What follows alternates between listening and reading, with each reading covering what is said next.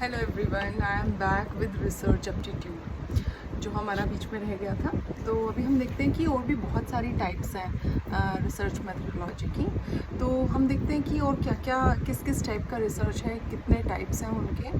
तो अब जो फर्स्ट है वो है हिस्टोरिकल रिसर्च। हिस्टोरिकल रिसर्च में क्या होता है कि आपके पास जो हिस्ट्री अवेलेबल है ऑलरेडी, आपके पास बुक्स के थ्रू, न्यूज़ के थ्रू, कुछ रिसर्च पेपर्स के द्वारा आप जो डेटा कलेक्ट करते हैं, यानी जो हो चुका है पास्ट में, जो हिस्ट्री है, जब उसकी जो लोग रिसर्च करते हैं ना, मान लीजिए किसी भी एक थिंकर को लेके उनका कोई पर्सपेक्टिव हो और उसको आप स्टडी करते हैं, उसको एनालाइज करते हैं। बहुत लोग उसको क्रिटिसाइज़ करके स्टडी करते हैं। मान लीजिए किसी ने जैसे जो डायलेक्टिक आइडियलिज्म था, हीगल का कॉन्सेप्ट, उसमें क्या था, मार्क्स ने उन्हीं के कॉन्सेप्ट को आगे फर्दर डेवलप करके डायलेक्टिकल मटेरियलिज्म दिया। तो उन्होंने उन्हीं की स्टडी, यानी वो ऑलरेडी अवेलेबल थी, हिस्ट्री में थी, वो पास्ट बन चुकी थी।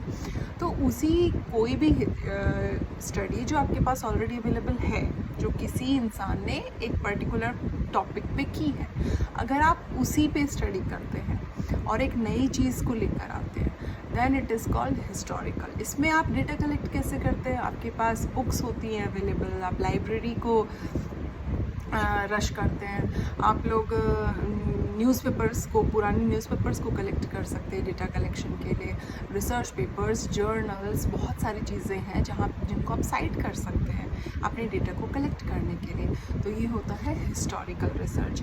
नेक्स्ट हम देखते हैं एनालिटिकल रिसर्च जिसको बोलते हैं। उसमें क्या है कि आपको बस एनालाइज करते हैं, आप लोग इवेल्यूएट करते हैं फैक्ट्स एंड इन्फॉर्मेशन जो ऑलरेडी अवेलेबल है, उसको बोलते हैं एनालिटिकल। यानी ऑलरेडी जो इन्फॉर्मेशन अवेलेबल है, जब आप उस इन्फॉर्मेशन को इवेल्यूएट करते हैं या उसको एनालाइज करते हैं, उस इन्फॉर्मेशन को यूटिलाइज करते हैं, तो उसको बोलते हैं एनालिटिकल रिसर्च। यानी आप उस पर्टिकुलर अवेलेबल रिसर्च को एनालाइज कर रहे हैं, पर्टिकुलर अवेलेबल इंफॉर्मेशन को एनालाइज कर रहे हैं। This is analytical research.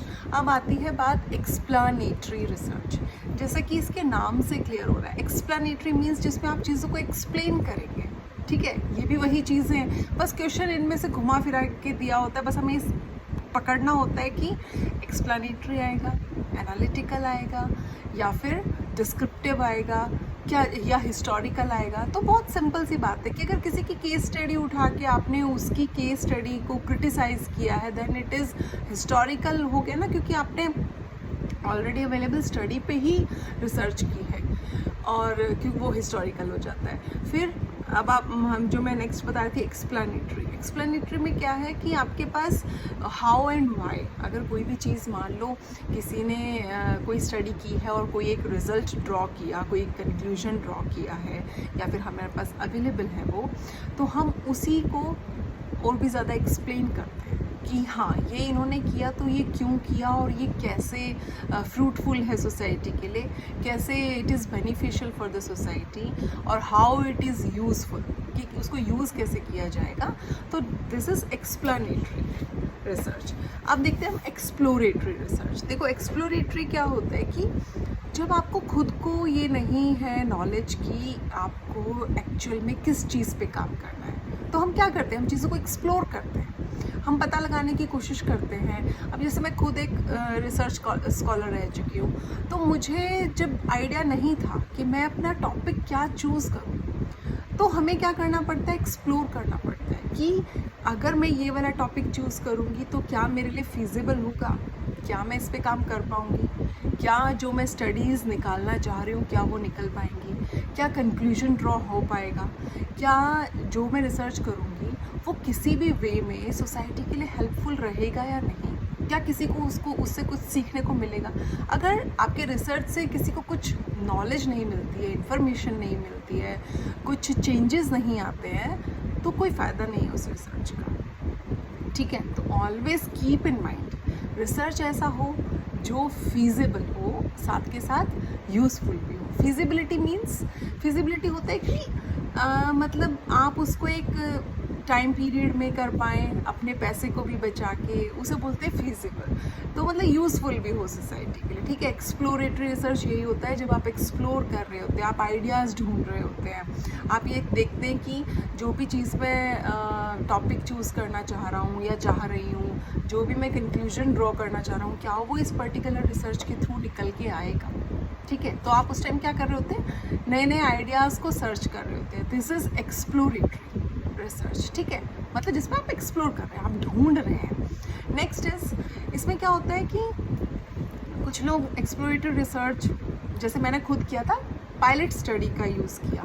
Pilot study क्या है, मैंने अपना टॉपिक चूज़ करने से पहले जो मैंने डिसाइड किया टॉपिक, तो मैंने उसका कैसे कंक्लूजन, मैंने ये मतलब मुझे कैसे आइडिया लगा कि हाँ मैं इस पर रिसर्च कर सकती हूँ, तो मैंने उसके लिए पहले पायलट स्टडी किया।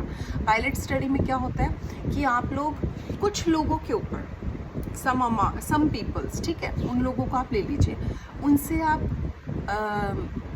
क्वेश्चंस इंटरव्यू के थ्रू या किसी भी इनडायरेक्ट क्वेश्चंस के थ्रू आप जो चाह रहे हैं, तो आप कुछ नॉलेज गेन करना का ट्राई करते हैं।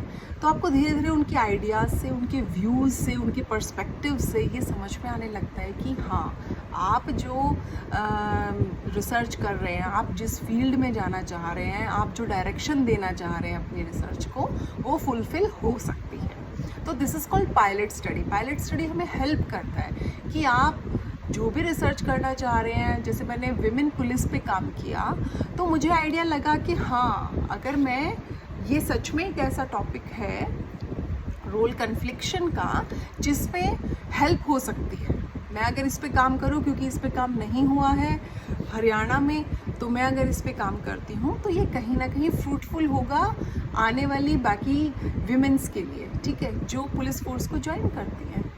तो वो एक तरह से अवेकनिंग के टाइप से है। तो मैंने उसको जब यूज़ किया तो पायलट स्टडी से मुझे आइडिया लगा, देन मैंने उसको टॉपिक को फाइनलाइज किया। तो this is called pilot study. Pilot study हमें हेल्प करता है कि हाँ, ये आपके लिए फ़ायदेमंद रहेगा, आप कंक्लूजन ड्रॉ कर पाएंगे, आपके जो ऑब्जेक्टिव्स हैं वो फुलफ़िल हो जाएंगे, क्योंकि मेन तो क्या है, आपके जो रिसर्च के ऑब्जेक्टिव्स हैं वो फुलफ़िल होने चाहिए, तभी तो रिसर्च कहलाएगी। तो इसलिए पायलट स्टडी भी की जाती है। फिर पायलट स्टडी का ही दूसरा नाम है फीजिबिलिटी स्टडी, ठीक है। इसमें क्या है कि आप जो मनी इन्वेस्ट करेंगे, आप जो अपना टाइम देंगे, आप डेटा कलेक्ट करेंगे, तो वो सब चीज़ें क्या उस पर्टिकुलर टाइम पीरियड में हो पाएंगी, क्या आपको उतना डेटा मिल पाएगा, क्या उतने लोग आपको मिल पाएंगे, क्या लोग सच में रेडी होंगे कि आप क्वेश्चनेयर या इंटरव्यू मेथड जो भी शेड्यूल करते हैं उसको पूरा करने के लिए। तो पायलट स्टडी उसमें बहुत हेल्पफुल होता है। This is called pilot study. Next हम देखते हैं कि फिर पायलट स्टडी के थ्रू ही हम फाइनली जो आपका फुल स्केल प्रोजेक्ट है ना, आप उसको स्टार्ट कर सकते हैं, ठीक है। तो this is pilot study. Next देखते हैं कि पायलट स्टडी के साथ साथ, ये तो मैंने आपको बता दिया कि फिजिबिलिटी भी बोला जाता है इसको, क्योंकि क्वेश्चन आता है बहुत बार। अब हम देखते हैं फंडामेंटल रिसर्च क्या होती है। फंडामेंटल रिसर्च के भी 2-3 नाम हैं, pure research and basic research, ठीक है। फंडामेंटल रिसर्च क्या है, इसमें टेस्ट और एक्सपेरिमेंट्स की ज़रूरत नहीं है। इसमें क्या है कि आप एक साइंटिफिक थ्योरी को इम्प्रूव कर रहे हैं। मान लीजिए आपके पास कोई ऑलरेडी एक रिसर्च या कोई भी एक टॉपिक अवेलेबल है, आप उसी को इम्प्रूव, उसी को मॉडिफाई कर रहे हैं, ठीक है। उसमें क्या है कि आप उसको और ज़्यादा इम्प्रूवमेंट ला रहे हैं उस चीज़ में। फॉर एग्ज़ाम्पल, बहुत लोग गाड़ी खरीद लेते हैं, अब वो उस गाड़ी से मान लीजिए उनको कुछ चीज़ें चाहिए तो उसमें मॉडिफिकेशन करा लेते हैं। सेम उसी तरह से फंडामेंटल रिसर्च है कि आपके पास ऑलरेडी एक चीज़ अवेलेबल है, एक स्टडी अवेलेबल है, आप उसको और भी ज़्यादा इम्प्रूव किस तरीके से करेंगे, क्या उसमें आप मेथड लगा के उसको और भी ज़्यादा यूज़फुल बना सकते हैं। This is called fundamental research. अब आते हैं हम अप्लाइड रिसर्च पे, इससे भी बहुत क्वेश्चंस आते हैं। अप्लाइड रिसर्च बेसिकली है क्या, आपने फंडामेंटल रिसर्च से जो साइंटिफिक थ्योरीज डेवलप की, या आपने जो नई चीज़ें, जो नया नॉलेज उससे गेन किया, न्यू आइडियाज़ आपको मिले उसमें से, उसको आप यहाँ पर अप्लाई कर सकते हैं। This is applied research. इसके नाम से भी क्लियर है कि ऑलरेडी जो आपने पहले डेवलप किया उसको अब आप अप्लाई करके देख रहे हैं कि क्या ये सही है, क्या ये बेनिफिशियल है? तो दिस इज़ कॉल्ड आपकी जो न्यू नॉलेज मिली, आपको न्यू आइडियाज़ मिले, फिर आप उसको अप्लाई करके देखते हैं लाइफ को ईजी बनाने के लिए। ये जो अप्लाइड रिसर्च है, इसमें ये बेसिकली एजुकेशन सेक्टर के लिए, टेक्नोलॉजिकल सेक्टर के लिए और किसी और अदर ऑक्यूपेशंस के लिए, प्रोजेक्ट्स के लिए बहुत हेल्पफुल होता है अप्लाइड रिसर्च, कि आप अप्लाई करके देखते हैं। अभी देखिए जैसे NEP जो हुआ है, न्यू एजुकेशन पॉलिसी, तो वो एक अप्लाइड रिसर्च का एक हम पार्ट उसको मान सकते हैं। इस एग्जाम्पल के थ्रू हम उसको समझ सकते हैं कि इससे क्या चेंजेस आएंगे, आपकी एजुकेशन किस तरह से इम्प्रूव होगी, किस तरह से बच्चों को और ईजी वे में उनकी क्रिटिकल थिंकिंग को डेवलप किया जा सकता है और बर्डन कम किया जा सकता है बुक्स का।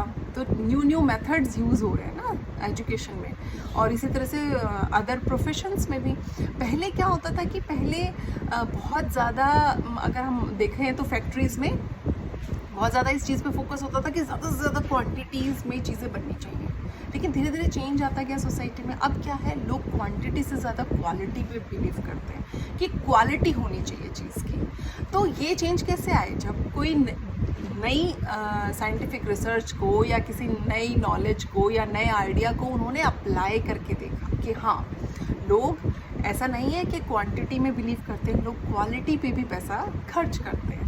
तो this is called quality research, ठीक है। तो अप्लाइड रिसर्च, तो अप्लाइड रिसर्च में क्या है, आपने फंडामेंटल्स में से जो निकाला वो यहाँ पे अप्लाई करके देखा, न्यू प्रोडक्ट जो बना वो किस तरह से यूज़फुल होगा, ठीक है। तो दिस इज़ अप्लाइड। अब हम देखते हैं एक्शन रिसर्च क्या होता है। इससे भी बहुत सारे क्वेश्चन आते हैं। एक्शन रिसर्च बेसिकली है कि ऑनगोइंग प्रोसेस के टाइम पे होता है। मान लीजिए अभी हम बात कर रहे हैं, अगर मान लीजिए हम अभी लाइव क्लास में हो या फिर क्लास में जब बच्चे पढ़ रहे होते हैं, उस टाइम पे ऑन गोइंग जो लेक्चर चल रहा होता है, उस टाइम पे अगर मान लीजिए किसी बच्चे को कहीं पे कोई प्रॉब्लम है और वो अपना क्वेश्चन रेज करता है, तो जो प्रोफेसर या टीचर्स होते हैं वो ऑन द स्पॉट उस प्रॉब्लम का सॉल्यूशन, यानी जो भी बच्चे का क्वेश्चन है, कहीं भी उसको कोई डाउट है तो उसी वक्त वो उसको सॉल्व आउट करने का कोशिश करते हैं ना। तो दिस इज कॉल्ड एक्शन, क्या आपने उसी टाइम पे ऑन द स्पॉट एक्शन ले लिया उस प्रॉब्लम को सॉल्व करने का।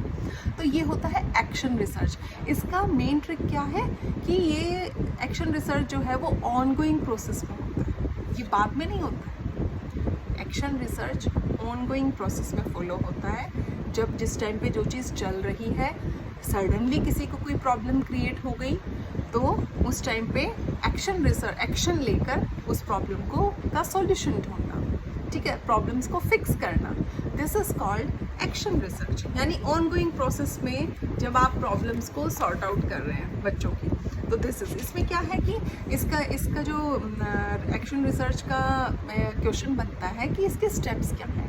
यानी आप पहले प्लान करेंगे किसी भी चीज़ को, देन आप उसके ऊपर एक्ट करेंगे। प्लान बना लिया, देन एक्ट, यानी उसको करके देखा।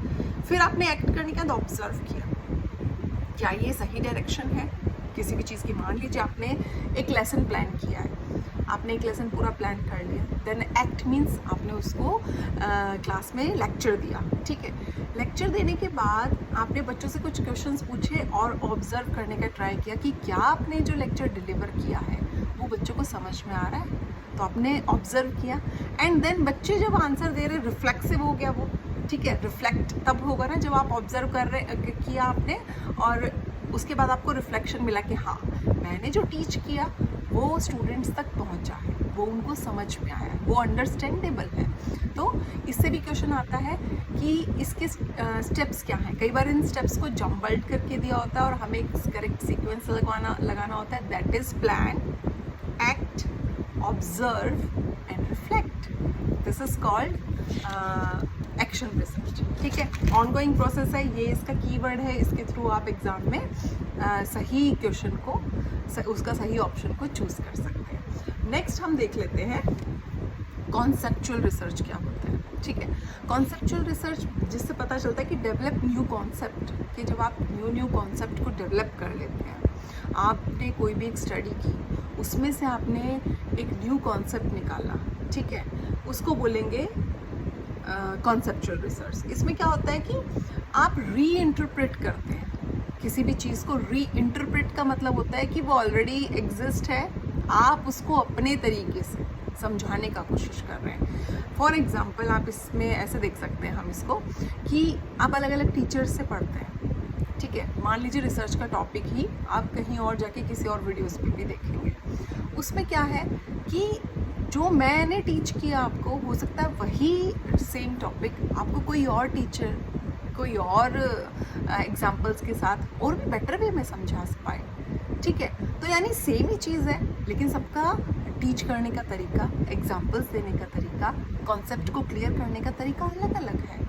तो दिस इज़ कॉन्सेप्चुअल रिसर्च, जिसमें ऑलरेडी एग्जिस्टेड जो नॉलेज है, जो इन्फॉर्मेशन है, उसको आप री इंटरप्रेट कर रहे हैं, ठीक है, अपने वर्ड्स में, ताकि वो ईजी वे में अंडरस्टैंडेबल हो जाए सबके लिए। This is conceptual research. इसमें कोई एक्सपेरिमेंट नहीं होता, कोई डेटा कलेक्शन की नीड नहीं होती, क्योंकि आपके पास अवेलेबल है कुछ इन्फॉर्मेशन, आप उसी को री इंटरप्रेट कर रहे हैं। दिस इज़ कॉन्सेप्चुअल, ठीक है। ओनली थ्योरी होती है इसमें। Next is empirical research.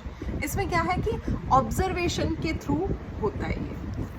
अभी देखिए, अगर आपको एम्पिरिकल रिसर्च आप इस तरह से समझ सकते हैं, ऑब्जर्वेशन के थ्रू, अगर आप कोई बच्चा आपके सामने है, वो कोई भी एक्ट कर रहा है, आपको कैसे पता चलेगा कि वो बच्चे का एक्ट सही है या गलत है? जब आप उसको ऑब्जर्व करेंगे, ठीक है, जब आप उस पर नज़र रखेंगे, उसकी एक्टिविटीज़ को आप फॉलो करेंगे, ठीक है। अगर स्टूडेंट क्लास में डेली आते हैं तो आपने नोटिस किया होगा, टीचर्स को सब पता होता है कि कौन बच्चा कैसा है। तो दिस इज़ एम्पीरिकल, यानी टीचर डेली उन बच्चों की एक्टिविटीज़ को नोटिस करते हैं, ऑब्जर्व करते हैं।